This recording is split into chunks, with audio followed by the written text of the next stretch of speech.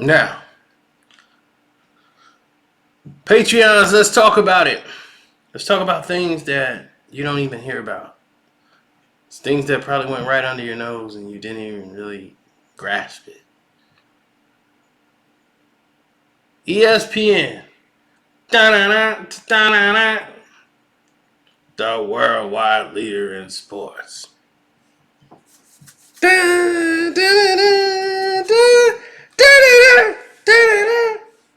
Right? Let's get into it. Now, for many years, people have watched ESPN and they said, man, this is an amazing show. This is an amazing setup. Everything's been amazing. The worldwide leader of sports. And for years, if you weren't on ESPN, everyone thought, like, man, you weren't making it. That's where the money is. That's where the fun is. That's the ball game. ESPN, they got the most stations in the world. They're it. They're what's happening. You won ESPN, you were nothing. They ruled the 90s. Where everybody was depending on cable now networks. They decided, screw it, we're going to go 24 hours. Who's going to fuck with that? Nobody. We're going to go 24 hours sports. It was like, how are you going to talk sports for 24 hours straight? Very easy now. When they did it, people thought they were nuts. They made everybody else have to step their games up. They wanted to compete with them. They were narcissistic in their attacks.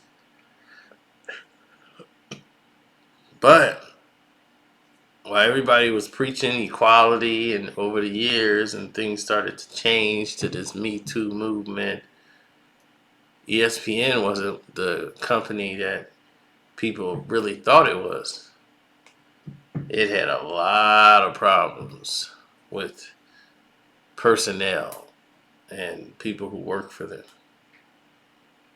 that were new or incoming.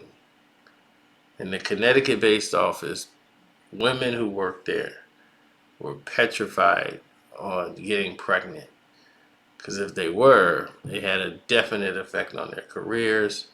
Many had to switch to third, like later shifts, take shorter maternity leaves.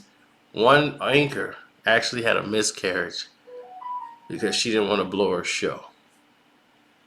That's how much it meant to her. So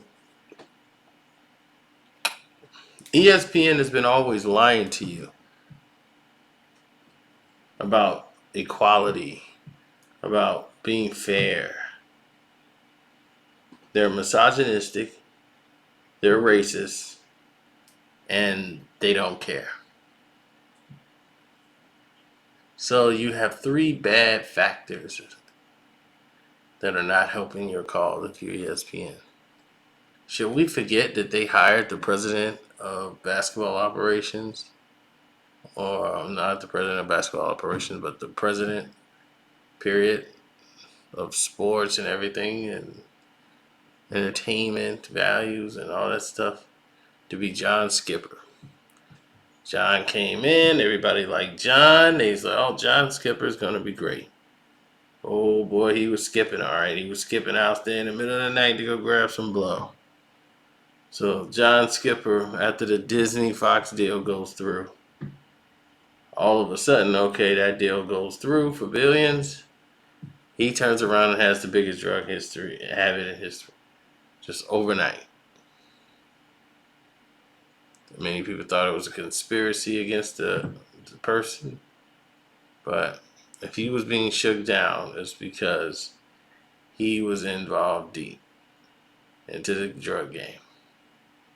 Now, no parents and stuff would want to really admit to something like that, but he was heavy into the dope. That was true, but there was other vices that was holding him down that we can get into. Now, everybody at ESPN were basically crooked. The people that work there, even Berman, back, back, back, back, back, back, back, back, back. And the way he treated people, not normally in the nicest of ways, especially those of people of color. And it has been known, like Tom Jackson, he respects and he doesn't treat him that way. But African American women, he had a very disrespectful disdain towards them, and that wasn't cool. But the president of ESPN at the time was John Skipper. Remember? But he wasn't skipping out on no lines. He wasn't skipping out on his turn to do the blow. Not the skipper. Get on the skipper's way. Yeah. Skipper! Ha ha! Climb aboard! Toot toot! John Skipper. So John Skipper was president of ESPN for all these years. Now they're getting ready to acquire Disney. Disney's getting ready to acquire Fox. Sorry about that. Now this is Walt Disney. Everything's lovely. The big mouse is bouncing around. This is supposed to be the fun times. But it wasn't the fun times, was it? It was not the fun times.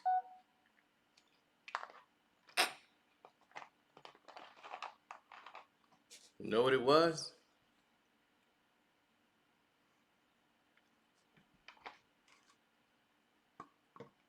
It was the only time. It was the only time you were going to see ESPN in this light. And it shows you the power of media. Right? They brought this guy in and just extended his contract. And 3 weeks later, he's out doing an exclusive interview talking about he's stepping down because, he had a drug problem and someone was trying to extort him. So he's going to step down to protect his family. Now, the Me Too movement was out. It was huge. And it was starting to take down a lot of people's careers. You saw, what's his name go down? What's the guy name that went down? What's his name? Charles Rose. He went down. You saw another guy that was on television, Matt Lauer. Yeah, he went down.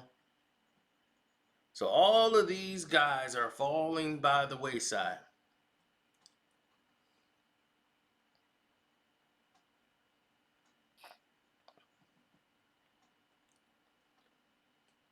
And you got to think about what they were doing at ESPN. All those women who were being mistreated by the network, period. Look at what happened with the Peeping Tom situation. They tried to blame that on the woman who was the victim in the situation, trying to say she set it up for popularity. ESPN wasn't going to bring her back when there was no evidence to back up any of the claims that they even investigated to try to say she set it up. She didn't even know the guy. Didn't know the guy. They didn't have a relationship. Nothing.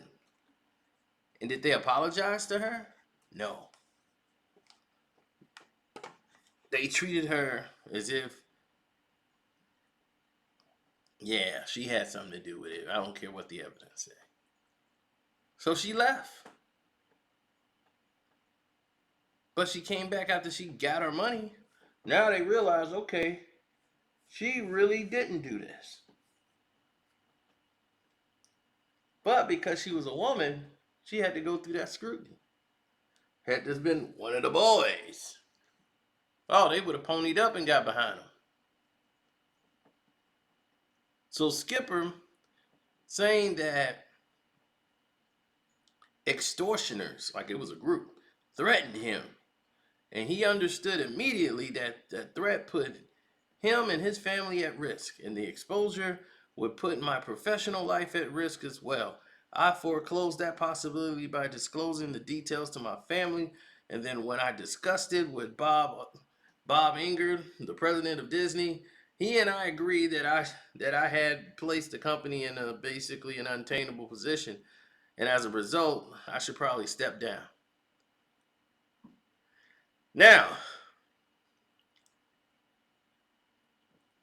he said he had a cocaine problem for a very long time when he was at ESPN, but it never stopped him. He might have missed a couple of meetings, been late to some things, but it never hindered his performance, which they just gave him an extension for. So they must have agreed that no one noticed he had a problem. But now, since extortioners has come,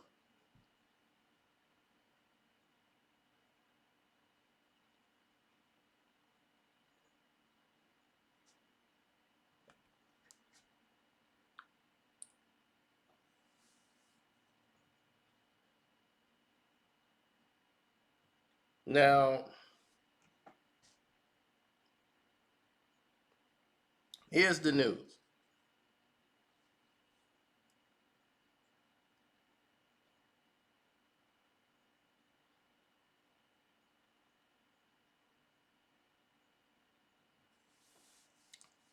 Sorry, I just got a text message that was crazy. Now here's the news where people should start like asking questions. Now, when people are being extorted, they go immediately to the police or they call an investigator or whatever. And they set these people up and then things are done. I've seen these cases. More popular that we know about is the Rick Pitino situation. Right? So, Rick Pitino was banging the equipment manager's wife, and she threatened to expose his marriage. Now, that's the kicker. She's trying to expose him, and she's the one doing it, and claiming, I guess, the husband found out and wanted to use this as an opportunity to squeeze him for some money. He went to the cops. She got 7 years in jail behind it. So people go to the cops when they get extorted. So my thing is, why was your family at risk? Who was extorting you on the fact that I guess doing blow was the reason that you were released, Mr. Skipper? The extorters. So my thing is, why wouldn't you go to the cops? How was this gonna stop your family being at risk? You even coming forward saying the same thing that he was gonna do still put your family at the same risk.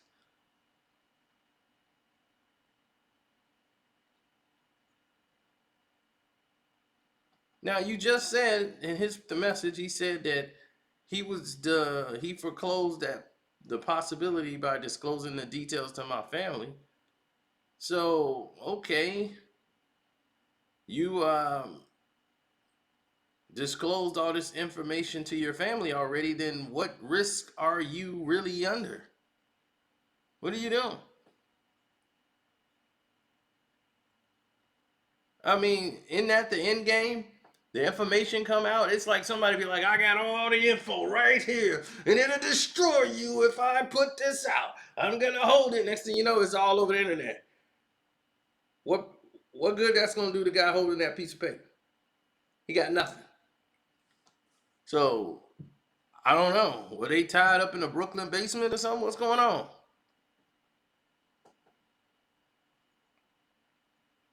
Yeah,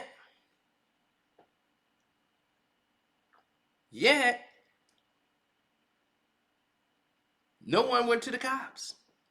No one was arrested for this so-called I was being extorted scheme. So he was extorted about doing his cocaine and all that, which he said was like on an occasion, like on a couple of occasions or something. and somebody saw him on one time doing it. So on one time, this person caught you and had proof that you were doing cocaine, and immediately decided your whole entire career is over, and you didn't go to the cops.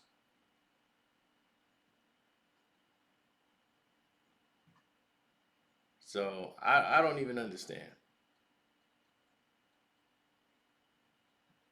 See, the matter is, the story is this: John Skipper at ES and ESPN were lying to you all along. First off, the person that did the interview, that person,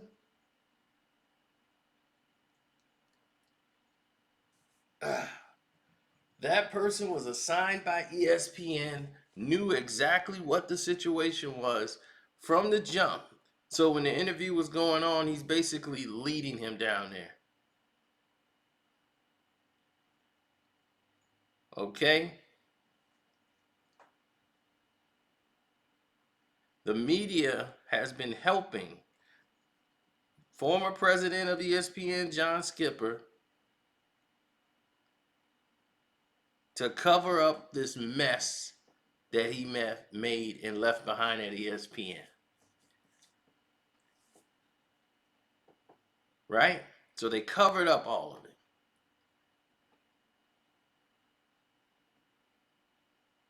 Now, ESPN is still completely lying, and they keep trying to get away with it.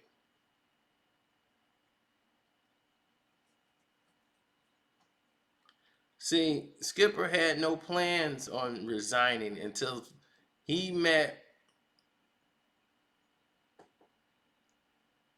until he met with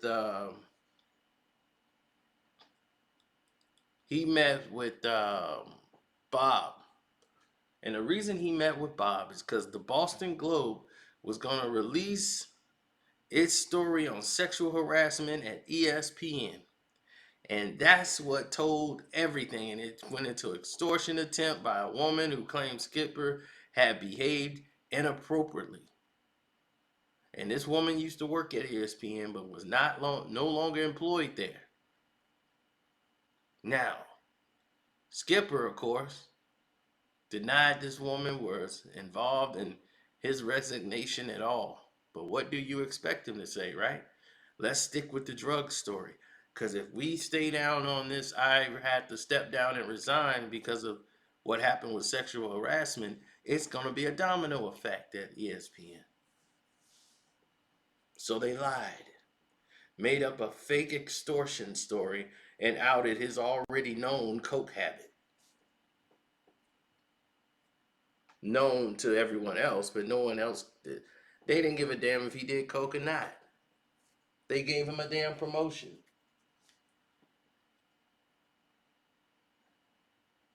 Shit, probably 80% of them are doing coke now.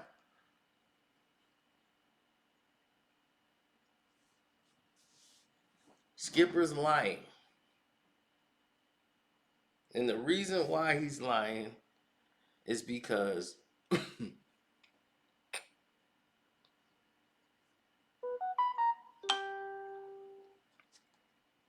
they want to keep that fireball a little spitball.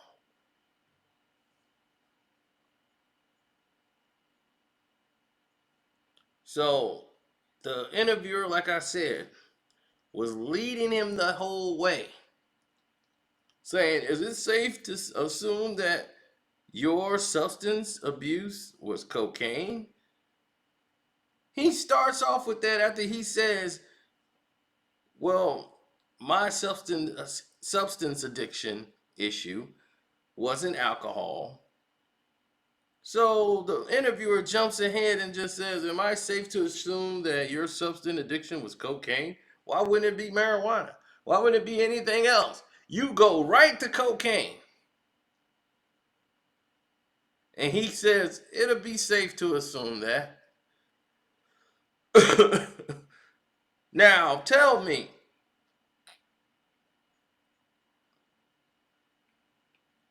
how does the interviewer know to say cocaine? Either they were coke buddies together,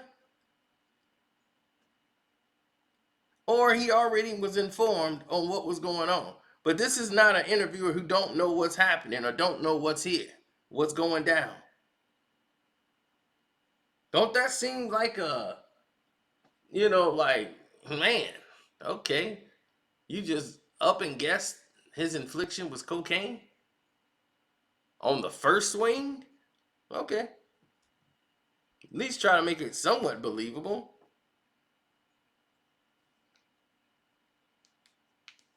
So what happened is that this person was briefed on what this whole thing was going to be before they did the interview. So the person even goes deeper into the cocaine thing. Did your cocaine use ever get in the way of your work? Just to try to make it another question designed where Skipper knows all the questions he's gonna be asked. Like he had went over the talk points, and now he's gonna go over everything, saying never. At ESPN, I did not use at work, nor with anyone at work or anyone I did business with. I never allowed it to interfere with my work. Other than I missed a plane or a few canceled morning meetings, I've never been a daily user. My use over the past two decades has in fact been quite infrequent. I judge that I did a very good job and that it's not getting in the way of my work. That I worked hard, I worked smart, I worked all the time. What do you think kept you doing all that?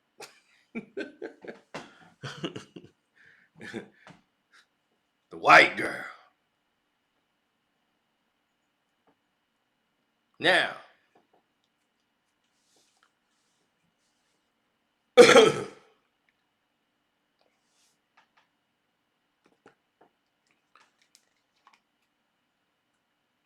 there were multiple lawsuits filed against ESPN for sexual harassment at different locations. A woman miscarried while doing her job on television because she was afraid. A lot of women were afraid because they were fired or let go just for getting pregnant.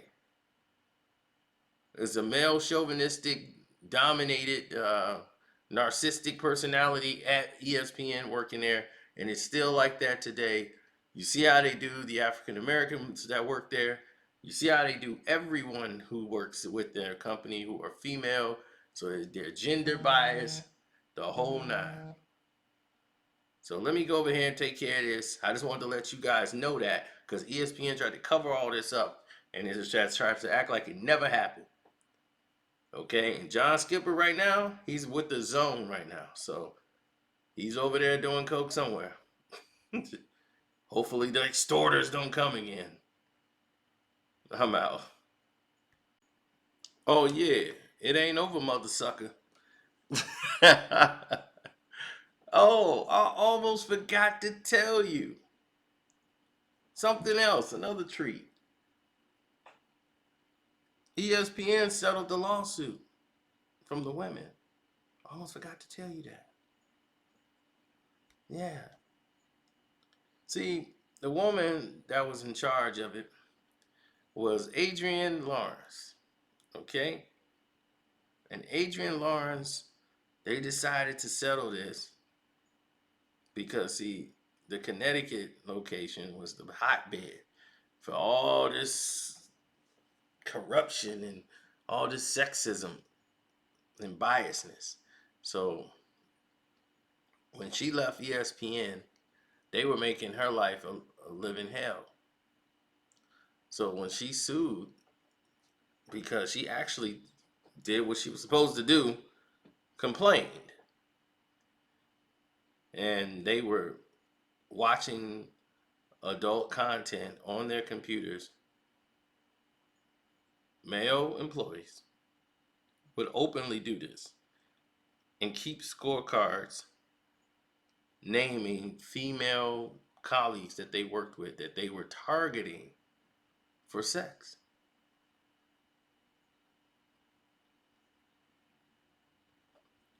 Now, while she was at ESPN, John Burgos sent her shirtless photos kept calling her doll face, all kind of stuff at the job, and she wasn't comfortable with it. And she was denied opportunities for other jobs and got passed over for other jobs in retaliation for complaining to the supervisors and HR about what was happening there.